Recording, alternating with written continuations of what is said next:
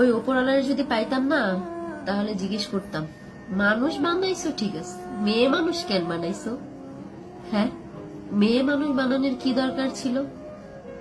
মেয়ে মানুষ আসলে একটা জিনিস তুমি বানাইছো ওপরওয়ালা, যার সাথে হাজারটা অন্যায় করা যায়, যারে ফুটবলের মতো লাথানো যায়, কোনো কিছু বলার কিছু নেই। মানুষ তো এমনও বলে যে মেয়ে মানুষ জন্ম নিলে নাকি মাটি কাইপা ওঠে, যে মেয়ে মানুষ জন্ম নিচ্ছে মাটিতেও নাকি ভয় পায়।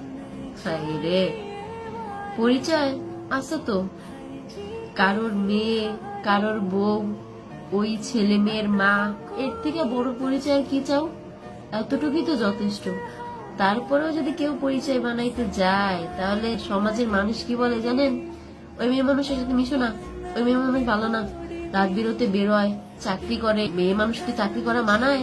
নিজের পরিচয় করব, মেয়ে মানুষের পরিচয় তো একটাই, হে হইলো কারো বউ, কারো মা। এর থেকে বড় পরিচয় মেয়ে মানুষের হইতে পারে? বিয়ের পরে বাবার বাড়িতে যাবেন, তারপরেও কি হবে জানেন? শ্বশুর শাশুড়ি জামাইয়ের অনুমতি লাগবে। যদি তারা অনুমতি দেয় তাহলে যাইতে পারবেন, না হলে যাইতে পারবেন না। তারপরে ধরেন কান্না করবেন, পারবেন, কান্না করবেন, তাতে কোনো সমস্যা নাই।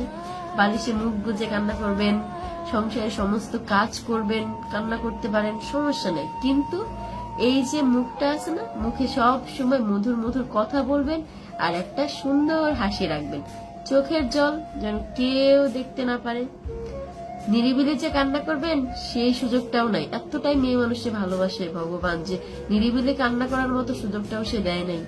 ওয়াশরুমে গিয়ে কান্না করবেন, তাতেও সমস্যা আছে। বাড়ির লোকজন বলবে, কি করো এত সময় ওয়াশরুমে? বাড়ির কাম কাজ ফালাই ওয়াশরুমে গিয়ে বসে থাকো।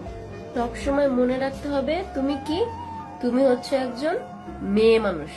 এইটাই তোমার সব থেকে বড় পরিচয়।